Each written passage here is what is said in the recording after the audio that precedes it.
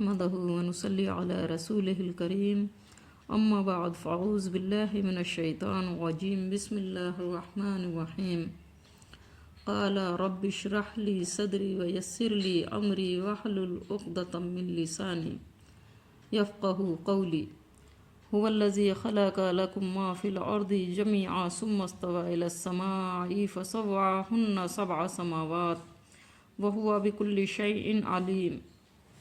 وہ اللہ جس نے تمہارے لیے زمین کو تمام چیزوں کو پیدا کیا،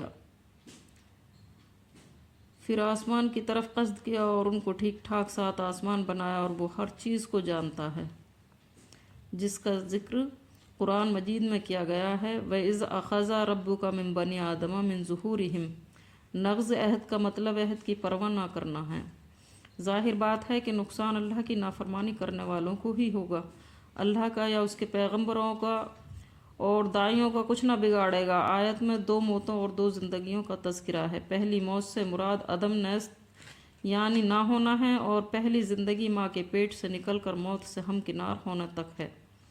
پھر موت آ جائے گی اور پھر آخرت کی زندگی دوسری زندگی ہوگی، جس کا انکار کفار اور منکرین قیامت کرتے ہیں۔ شوکانی نے بعض علماء کے رائے ذکر کی ہے کہ قبر کی زندگی کما ہی یا دنیاوی زندگی میں ہی شامل ہوگی۔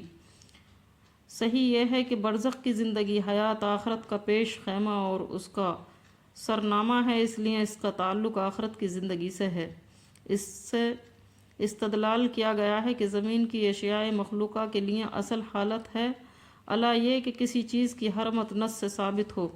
بعض سلف امت نے اس کا ترجمہ پھر آسمان کی طرف چڑھ گیا کیا ہے۔ صحیح بخاری اللہ تعالیٰ کا آسمانوں کے اوپر عرش پر چڑھنا اور خاص خاص موقعوں پر آسمان دنیا پر نزول اللہ کی صفات میں سے ہے، جن پر اسی طرح بغیر تعویل کے ایمان رکھنا ضروری ہے، جس طرح قرآن یا حدیث میں بیان کی گئی ہیں۔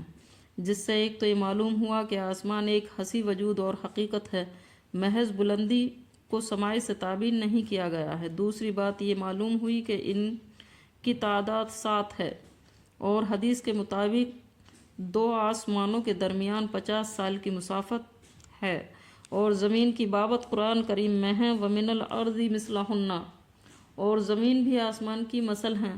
اس سے زمین کی تعداد بھی 7 ہی معلوم ہوتی ہے، جس کی مزید تائید حدیث نبوی سے ہو جاتی ہے من اخذ شبرا من الارض ظلما فانه یطوقوه یوم القیامت من 7 اراضین، جس نے ظلمن کسی کی ایک بالشت زمین لے لی تو اللہ تعالیٰ نے اسے قیامت کے دن 7 زمینوں کا طوق پہنائے گا۔ اس آیت سے یہ بھی معلوم ہوتا ہے کہ آسمان سے پہلے زمین کی تخلیق ہوئی ہے، لیکن سورہ نازعات میں آسمان کے ذکر کے بعد فوراً فرمایا گیا ہے وَالْأَرْضَ بَعْدَ ذَلِكَ دَحَاهَا، زمین کو اس کے بعد بچھایا۔ اس کی توجہ یہ کی گئی ہے کہ تخلیق پہلے زمین ہی کی ہوئی